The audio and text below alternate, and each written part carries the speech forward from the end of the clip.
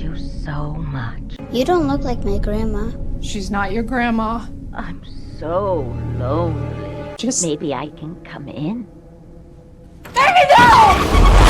I'm telling you guys right now, if you guys have watched Lost and you absolutely loved it, there's something else right up your alley. And we have the iconic character Michael, who's one of my favorite characters, reprising his role as basically himself. You never see this guy playing anything else, or I haven't seen him playing anything else besides Lost, and it's so surprising to me because he is such an A-tier actor. Well, in comes the show From, a show about people mysteriously ending up in an area where they're stranded from the rest of society and are unable to get back home, and they find out that there's more than meets the eye about this odd, mysterious place in which they're stranded, and that's extremely dangerous. They have to learn to live off the land, and they have no idea what is the commonality between them all ending up here, coming from different backgrounds and cultures.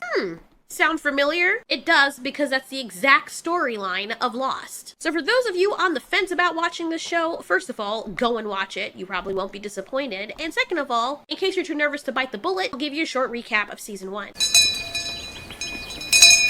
We start off where everyone is in this small rural town. The town is overseen by, not Michael, Boyd. We meet some characters like Kenny with his father who is suffering from dementia, who's in love with the nurse girl, and who looks up to Sheriff Boyd as a father figure. We see this ominous sign saying Nights Without Incident 96, which leaves us wondering what incident they're talking about. There are definitive rules that each of the town's members have to live by. Introducing stupidest characters number 1 and number 2. We see what looks like a human outside asking to be let in like a freaking vampire. And instead of the mother going and grabbing her child before she opens the window, she just sits there pleading with her. You're left wondering, why did she board up the windows? They were clearly there for a long enough time, and the child didn't open the windows, so what changed tonight?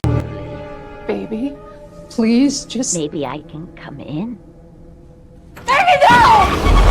So her dumbass opens the window and they all get eaten. From. We then meet the Matthews family, with their little boy, their angsty teenage daughter, their father who looks like a discount Paul Rudd, and their mom, who honestly is one of the other stupid characters in the show. I don't know why the mothers in these shows are always freaking stupid. I know everyone hates Lori from The Walking Dead, but honestly, she was at least smarter than this woman is. Lori was just annoying, but this woman is just good grief. Or remember the family from the beginning? Well, the father was out getting drunk and he caused his family to get eaten, so they put him in a box. Eventually, the Matthews family passes by the town, where they see all these people. They're obviously lost, but then they sadly realize that they've been taking the same road, going in a straight line, but keep ending up here. No, this is impossible. We didn't go in a circle that time.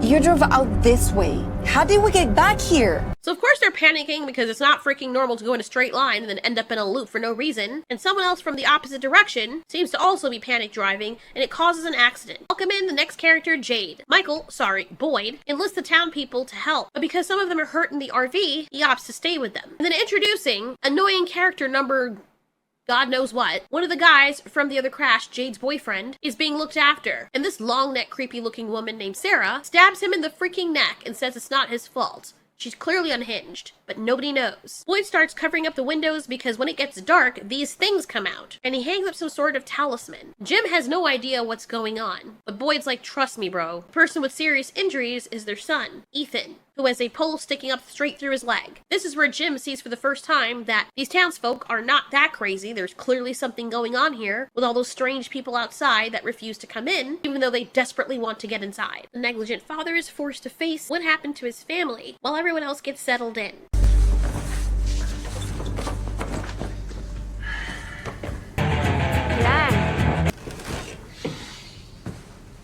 Yeah. Hey, Would have been pretty awkward if he started, you know what I mean? Without realizing she was in the room. I asked her to just stayed quiet. I'd be like, oh well, should have checked your surroundings. We meet other characters, like Victor, who was apparently here longer than everybody else, all the way from when he was a kid. He knows certain things about this land that others don't. You know, that one person that's more woke than all the other people when it comes to the happenings on the island. Sorry, the area where they are. And my next favorite character, Fatima. And if you climb high enough, even a nightmare can look like a dream. And my next favorite character, who is the human embodiment, Sarah from The Land Before Time. But it just stood there, smiling. I'll never forget how it stood there, so still. And then it ripped her face off. damn!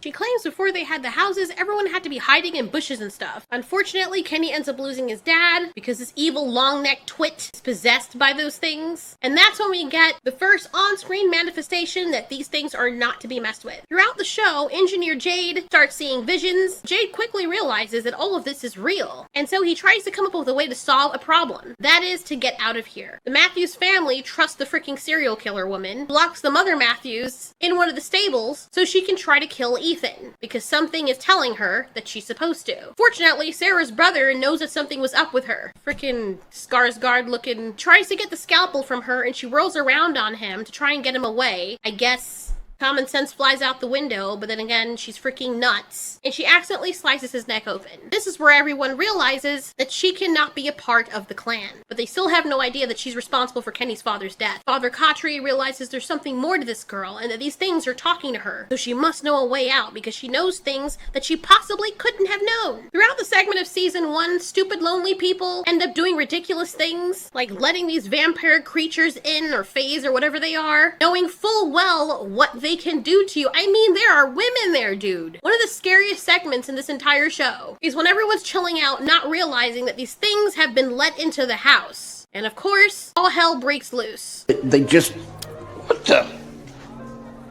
Is that blood? Jesus. What the...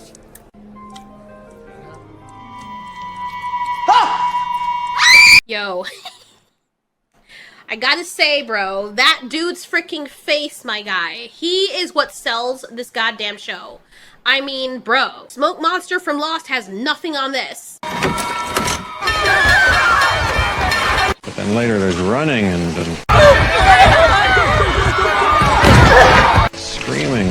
Find your buddy, get into the van! Alice and Fatima realize that if you're in an enclosed area and you have that talisman sticking up, that those things will just sit out there wishing that they could be close to you. Unfortunately, when people make a run for it to try and get to where the sheriff station is, Father Khatri is killed, Boyd's advisor. And for all his faith, he is terrified of dying because he believed that he had a greater purpose. Yet Boyd's backstory, of course, Ellis is his son. His wife was claimed by this place. His wife and he were both in the military. They had to survive this place too. And unfortunately, because Boyd was trying to help everyone else, he didn't see the signs that his wife was going nuts. After fighting for his life and getting lost in the woods and realizing that these talismans that he found actually prevent these things from coming in enclosed spaces, he comes back and sees his wife shooting everyone because she thinks this is all a simulation.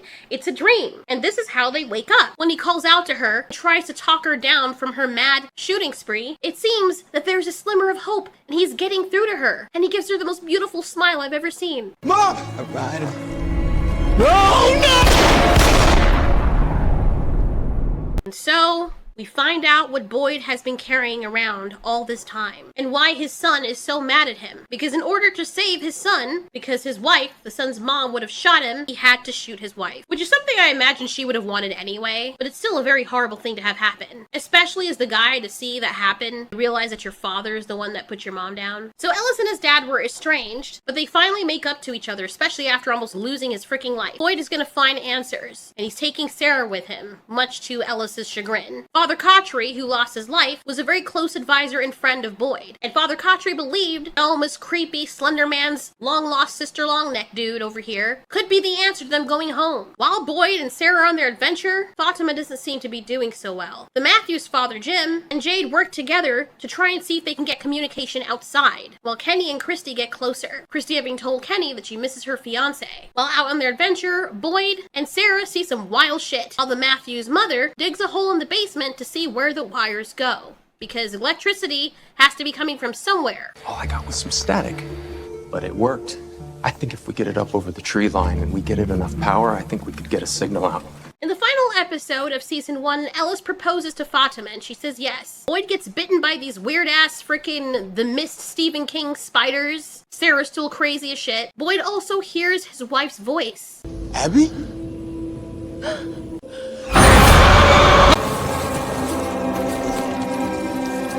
There's obviously more than meets the eye with this place. Ugh. When everyone works together and finally gets the radio working, it's clear eyes as the sky can see, and so their glimmer of hope is restored. And then a storm comes out from nowhere. Something miraculous happens. They hear a voice. Hello? Hello? Is there someone there? Yes, we're here. Where are you? Whoa, slow down. Is this Jim? There is a voice. But when you know it says your name, and it should not know your name, that's when you know something is immediately wrong. Who is this? Your wife shouldn't be digging that hole, Jim. No. So like a cloud of extinction, a great big storm cloud descends on the land. The house that Jim's wife is in starts caving in with her in it. She ends up in the upside down, and miraculously, Victor, the grown-up who's still a kid, finds her. Meanwhile, Boyd sees a little boy in the white clothes that Victor has been seeing, and he tells them where to go. Sarah gives him a talisman, he ends up in a tree, and is trapped in what looks like a well, or some kind of chimney with no way out. Season 1 ends with a bus filled with people arriving, in the same situation that everybody else is in. This show is absolutely magical, and when I did videos on it, nobody was actually watching it then, nobody really knew about this show, and I am so glad that I started watching it when I did when it came out, because it is really something. You never know what's gonna happen, never know what's happening or what's gonna come next, and you're left with all of these questions just like you were in Lost. And the more you find out is the more you question. This show is basically a modern version of Lost, but in a completely different setting. Everyone does a spectacular job with acting for the most part, and this is the type of show that after every episode, you can't help but want more. You're annoyed every time it ends. Where are they getting the electricity from? Is this a government experiment? Is it aliens? Are these fae? I also have some older theory videos on what the creatures might be. It doesn't mean that's what they officially are, but those were just my thoughts. You can check out that. Thanks so much for watching. This has been Ultiori. You ask, we answer.